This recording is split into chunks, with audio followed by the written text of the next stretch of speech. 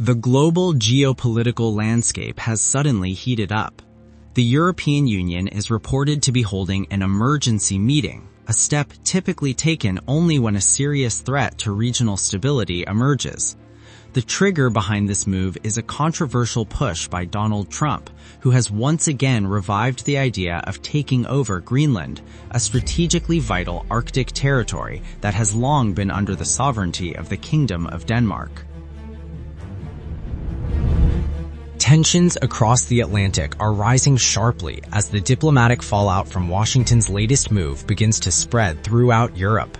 Ambassadors from 27 European Union member states are set to convene for an emergency meeting on Sunday, 18/1/2026, signaling the seriousness of a dispute that many fear could reshape transatlantic relations. The urgent gathering was triggered by a controversial decision from the President of the United States, who imposed increased tariffs on 8 European NATO countries after they openly opposed Washington's renewed push to bring Greenland under American control. The move did any attempt to question Denmark's sovereignty over Greenland. Territorial integrity and sovereignty are fundamental principles of international law, the statement read, as cited by Russia Today. The European Union stands fully in solidarity with Denmark and the people of Greenland. The tariffs announced by President Trump on Saturday specifically target Denmark, Norway, Sweden, France, Germany, the United Kingdom, the Netherlands, and Finland. These countries were recently involved in sending small military contingents to Greenland, a move that Washington has criticized but European leaders insist was neither provocative nor hostile. According to officials in Brussels, the military activities were pre-planned, transparent, and defensive in nature. EU leaders emphasized that the exercises were coordinated in advance and posed no threat to any nation.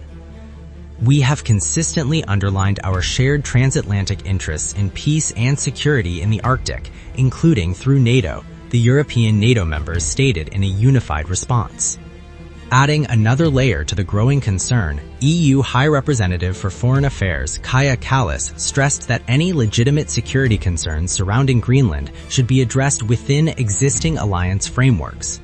If the security of Greenland is at risk, we can address this within NATO, she said, signaling Europe's preference for dialogue rather than unilateral action.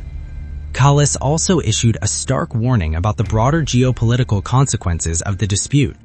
China and Russia are certainly enjoying major strategic benefits, she noted, arguing that internal divisions within NATO only strengthen rival powers eager to exploit cracks in Western unity.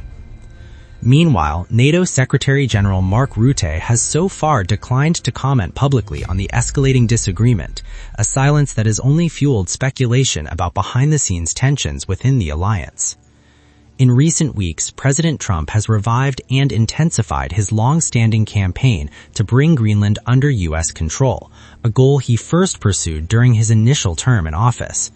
He has repeatedly argued that acquiring Greenland is vital to U.S. national security, particularly as competition with China and Russia in the Arctic region continues to intensify.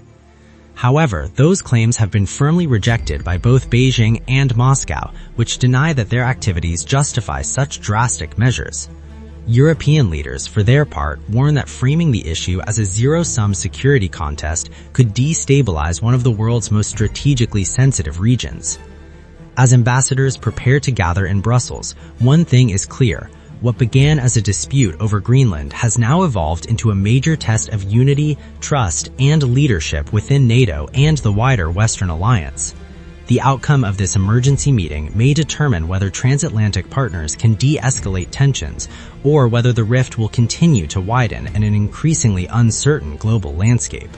As the emergency meeting approaches, while others caution that escalation could undermine NATO cohesion at a time of growing global instability. Greenland itself has now become the focal point of this unfolding drama. Officials in Nuuk have reiterated that the island's future is a matter for the people of Greenland, not bargaining chips in great power politics.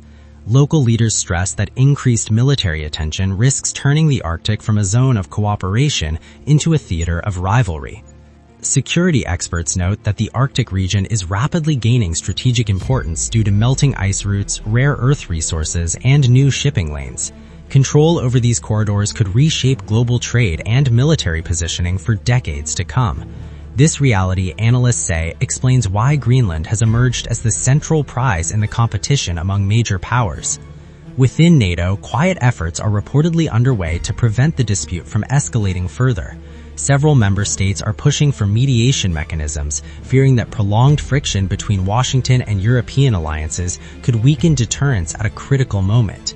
Unity, they argue, remains NATO's strongest weapon and its most fragile asset. Meanwhile, observers point out that China and Russia are closely monitoring the situation. Any visible fracture within NATO could embolden their strategic ambitions, particularly in regions where Western coordination has long been a stabilizing force. Calls for dialogue are now growing louder both within Europe and across the Atlantic. Senior diplomats emphasize that resolving the Greenland issue through consultation rather than coercion would reaffirm the values that have underpinned the transatlantic alliance for decades.